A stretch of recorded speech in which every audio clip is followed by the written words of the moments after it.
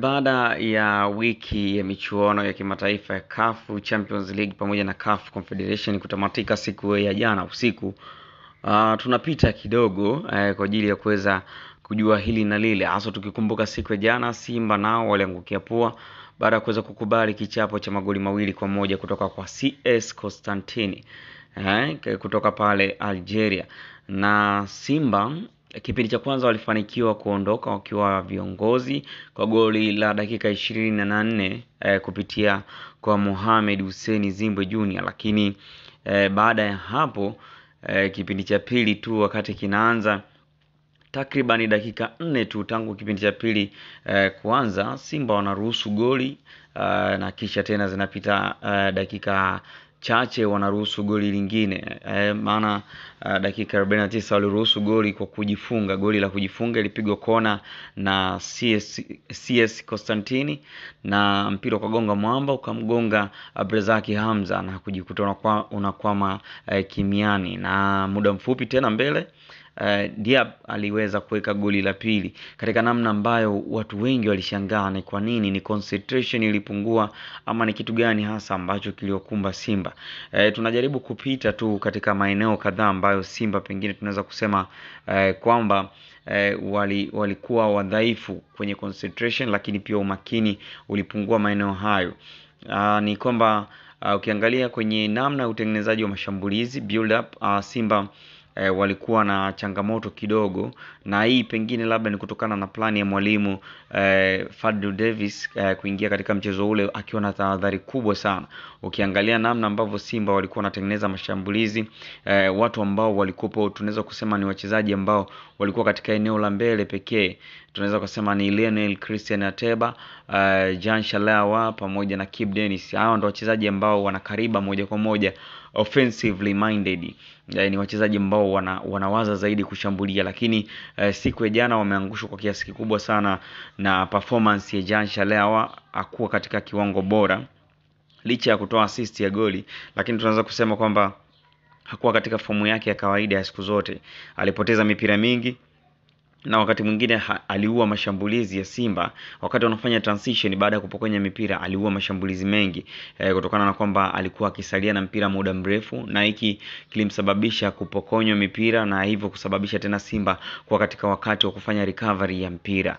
Kwa hiyo unaweza kuona Kip Dennis kipindi cha kwanza hakuonekana sana, pengine labda kutokana na eneo ambalo alikuwa akicheza, lakini pia kingine kilichoathiri mchezo tunaweza kusema ni mvua ambayo imenyesha katika mji wa Constantine na kusababisha nyasi kuwa na unyevu. Hivyo wachezaji wengi wa Simba walikuwa wanacheza kwa kukimbia kama kwa tahadhari. Kip Dennis kipindi cha kwanza alikuwa akidondoka mara kwa mara, lakini kipindi cha pili alikuja karikava akaweza kuonyesha kile kitu ambacho anacho. Lakini Lionel Christian Ateba ni kama alikuwa na uzito fulani hasa kwenye kufanya maamuzi, kwani kuna wakati fulani ambao Simba walifanya recovery ya mpira, lakini mpira ukapita kwenye njia yake, lakini akaonekana kama yuko very slow kwa ajili ya kuwania mpira na kuweza kutengeneza kitu ambacho pengine ingekuwa kinazaa shambulizi kwa upande wa Simba na pengine ongeza kupata goli lingine na kuendelea kuwachanganya wenyeji. Kipindi cha pili Simba wanaingia, concentration inakuwa kidogo haijakaa vizuri, na kama kawaida ya Waarabu CS Constantine wanapush, wanapeleka mashambulizi, mashinikizo ya hali ya juu. Mwisho wa siku Simba wanatoa, inakuwa kona inapigwa, inagonga mwamba, inamkuta Abrazaki Hamza katika mazingira ambayo hakutarajia, na anajikuta anaukwamisha mpira kimiani kwa kutumia kifua chake. Lakini tunasema hata kama Abrazaki Hamza asingekuwepo katika eneo lile, Zakaria Bencha alikuwa nyuma yake, angeweza kufunga. Kwa hiyo unaweza kusema kwamba ni bahati tu ilitokea kwa upande wa CS Constantine kuweza kusawazisha goli lile. Lakini tunaangalia dakika chache baada ya pale, Abrazaki Hamza anafanya ball carrier, anakuwa kama ball carrier na anakokota mpira kuelekea lango la timu ya CS Constantine. Anafanywa foul mbaya, reckless foul, anaanguka, anafanyiwa matibabu. Baada ya pale tena anakuja kuanguka, inakuwa ni kama fair play. Mpira unaanzishwa kwa haraka zaidi na CS Constantine. Chemalon Fondo anaucheza na kichwa, lakini anakuwa kama ni alimsetia Diep, nahodha huyu wa timu ya CS Constantine, anakwamisha mpira kimiani, anawaduaza wachezaji wa Simba. Simba wanafanya mabadiliko, anaingia Deborah Fernandez Mavambo, timu kidogo inatulia. lakini bado hauoni namna ambavyo wanatengeneza mashambulizi kwa ajili ya kuweza kupata goli aidha la kusawazisha na kupata ushindi. Ukiangalia baadhi ya matukio ama baadhi ya matendo ambao walikuwa wakiyafanya Simba, tunaangalia on the ball, wakiwa na mpira Simba walikuwa wanafanya kitu gani? Kimfumo Simba alionekana ana idadi kubwa ya wachezaji wanaolinda zoni yake, ila kiuhalisia ni wachezaji wachache walikuwa wanatimiza jukumu hilo, kwa maana kuwa na sifa ya ukabaji, kuwa na tabia pia na reaction zao kwenye matukio ukabaji, quality ndani ya pitch. Wakiwa na mpira kuna asilimia za utulivu na ubunifu, hasa kwa Ahoua zinapungua. Sijajua inawezekana ugeni wa mashindano makubwa ama nini, lakini Ahoua kwa siku ya jana alikuwa out of form, na pengine kwa kocha mwingine na watu wengi na mashabiki wengi walitazamia kwamba pengine katika kipindi cha pili mapema kabisa Ahoua anaweza kaenda kwenye mbao ndefu zile na kumpisha mmoja wapo kati ya Awesu au Lada Kicha Sambi, lakini haikuwa hivyo. Alimaliza dakika 90. Na wakati mwingine tunaangalia katika eneo lao la midfield, Fabrice Luamba Ngoma alikuwa katika kiwango bora sana. Agustino Kajefa alikuwa katika kiwango bora sana, na pengine waliretain mashambulizi mengi sana ya CS Constantine kupitia eneo la katikati na kuwalazimisha kupitia eneo la pembeni. Ngoma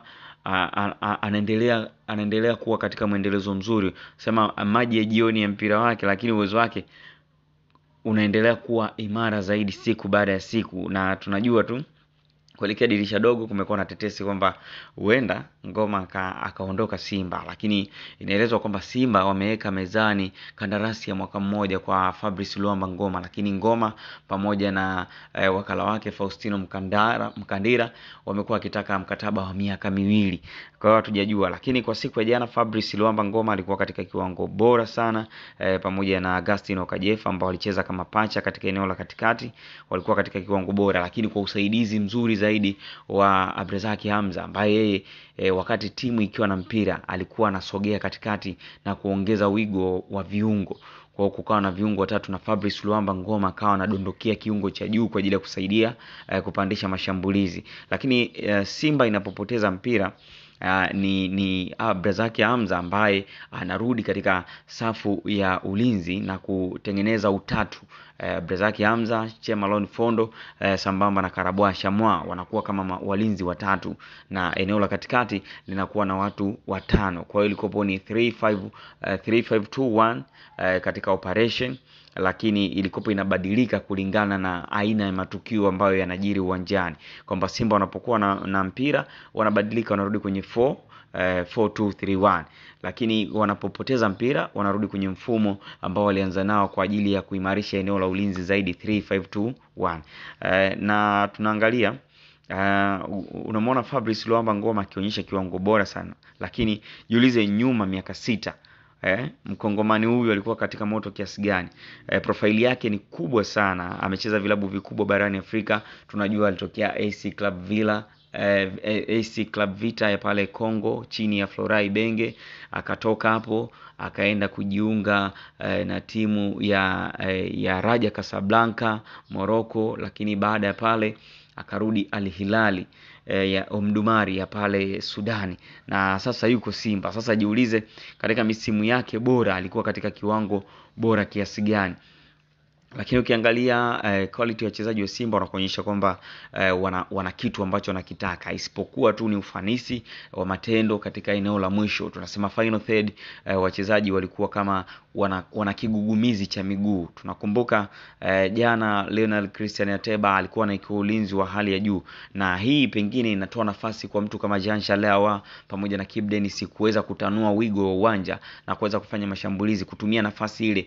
Mshambuliaji wakati anapolindwa na wachezaji wawili au watatu, anatoa mianya kwa wachezaji wa pembeni kuweza kufanya kitu cha ziada. Shabalala amefunga goli bora la wiki ya CAF Champions League dhidi ya Constantine. Tunaweza kusema hivyo ni goli ambalo ni bora sana, lakini ukiliangalia lile goli unaweza kujua kwamba Mohamed Hussein Zimbwe Junior Shabalala hakutazamia kama atafunga ama kutazamia kwamba mpira ule utaelekea golini. Zaidi sana alikuwa ametazamia kupiga mpira kama cross kuelekea kwa Lionel Christian Ateba, lakini mwisho wa siku ameukwamisha wavuni, na pengine linaweza likaibuka kuwa goli bora la wiki la CAF Confederation Cup. Lakini pia hata linaweza likaingia kwenye ushindani wa wale magoli bora ya kafu kwa msimu huu wa 2024 2025. Simba wanahitajika kuongeza baadhi ya quality, wanahitajika kuongeza nguvu na uimara katika eneo lao la mwisho, lakini pia hata eneo la ulinzi. Siku ya jana wanampoteza tena Abdrazaki Hamza kutokana na majeraha,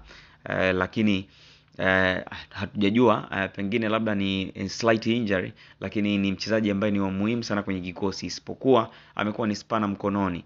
Anacheza game kadhaa anarudi akiwa na majeraha. Tunakumbuka game ya Al Ahly Tripoli alipata majeraha, akarejea katika game dhidi ya watani wa Simba Yanga, katika game ambayo ilisha kwa Simba kufungwa goli 1-0, akaumia tena, na sasa hivi amekaa baada ya muda mrefu kidogo nje. Akaonekana kwenye game ya Pamba Jiji na mwisho wa siku akaja akaonekana kwenye game ya Bravos Domaquis, na jana anaonekana katika game dhidi ya CS Constantine, lakini dakika chache baada ya kuanza kipindi cha pili anaumia tena na anatoka nje. Kwa watu hujajua kama ni injury ya muda mrefu ama ni vipi, lakini all in all Simba walijitahidi sana, isipokuwa wameangukia pua. Kwenye kundi lao wanadondoka mpaka nafasi ya 3 baada ya CS Constantine kufikisha pointi 6, huku wakiwa na magoli ya kufunga magoli 3 na wenyewe wakiwa wameruhusu goli 1. Lakini Bravos Domaquis wanadondokea katika nafasi ya pili baada ya jana kuweza kushinda magoli 3-2 dhidi ya CS Sfaxien ya pale Tunisia. Na Bravos kimsingi wanaingia katika nafasi ya pili kutokana na wingi wa magoli, kwa sababu wao wamefunga magoli 3 na wamefungwa magoli 3. Kwa hiyo aggregate inakuwa ni hakuna goli ambalo wanadaiwa wala goli ambalo wanaongozana nalo. Lakini Simba anadondokea nafasi ya 3, yeye akiwa amefunga magoli 2, lakini pia amefungwa magoli 2. Lakini ukiangalia kwa taratibu za kafu, ni kinachoangaliwa ni head to head. Kwa hiyo Simba obvious anapanda katika nafasi ya pili, kwa sababu katika game dhidi ya Bravos Domaquis Simba walipata ushindi wa goli 1-0. Kwa hiyo obvious wao wanapanda juu ya Bravos. Bravos wanadondoka nafasi ya 3. Nafasi ya 4 inashikiliwa na CS Sfaxien ya pale Tunisia, ambayo yenyewe haina alama yoyote katika kundi A la michuano hii ya kombe la shirikisho CAF Confederation Cup.